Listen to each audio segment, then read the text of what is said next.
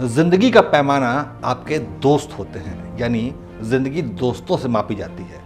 और तरक्की का पैमाना आपके दुश्मन होते हैं, यानी कि तरक्की दुश्मनों के पैमाने पर नापी जाती है। जिस फाइनेंशियल एक्शन टास्क फोर्स यानी FATF के खौफ से हमारे दुश्मन पाकिस्तान की नींद उड़ी रहती है, वही FATF अब भारत के इशारों पर चलेगा।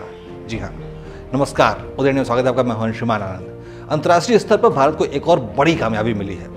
आतंकी फंडिंग और मनी लॉन्ड्रिंग जैसी घटनाओं पर अंकुश लगाने वाली ग्लोबल संस्था फाइनेंशियल एक्शन टास्क फोर्स यानी FATF ने भारत को रेगुलर फॉलोअप कैटेगरी में शामिल कर लिया है, जिसके बाद आतंकी फंडिंग और मनी लॉन्ड्रिंग जैसे मामलों में भारत दुनिया को सलाह और गाइडलाइन दे सकता है। सिंगापुर में 26 से 28 जून तक हुई एक बैठक में FATF ने भारत की ओर से जारी म्यूचुअल इवैल्यूएशन रिपोर्ट को स्वीकार कर लिया है और भारत को रेगुलर फॉलोअप कैटेगरी में शामिल कर लिया है। इस फैसले को करने के लिए हुई बैठक में FATF ने भारत की ओर से मनी लॉन्ड्रिंग और आतंकी फंडिंग के खिलाफ उठाए गए कदमों की सराहना की और भ्रष्टाचार, फ्रॉड और संगठित अपराधों पर अंकुश लगाने की रणनीति की तारीफ की।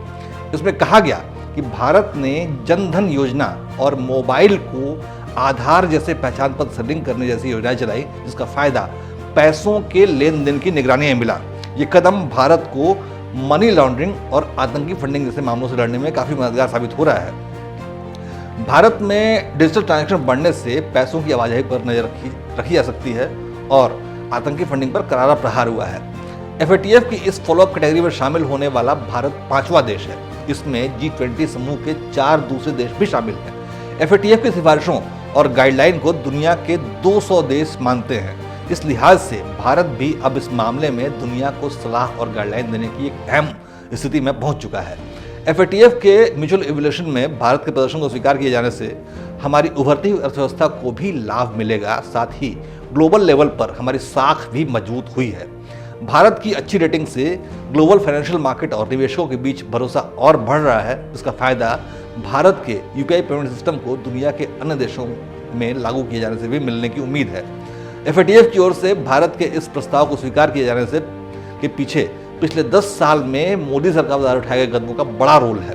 सरकार ने देश के फाइनेंशियल सिस्टम को इंटरनेशनल स्टैंडर्ड का बनाने के लिए कई कदम उठाए और फाइनेंशियल क्राइम पर कड़ा प्रहार किया।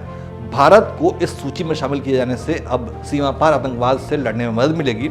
इतना ही नहीं, ग्लोबल लेवल पर भारत अब आतंकवाद के मामले में पाकिस्तान की घेराबंदी भी कर सकता है, क्योंकि आतंकी फंडिंग और क्रॉस बॉर्डर टेरर को लेकर पाकिस्तान का नाम अक्सर सामने आता है।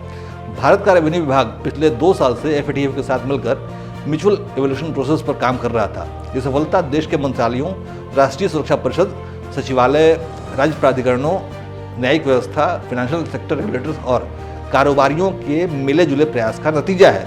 हालांकि भारत पहले ही FATF के समूह का हिस्सा था, लेकिन अब उसे एक खास पोजीशन मिल गई है जिसमें वो दुनिया की आतंकी फंडिंग करने वाले देशों पर लगाम कस सकता है, जिसमें पाकिस्तान का नाम सबसे आगे है।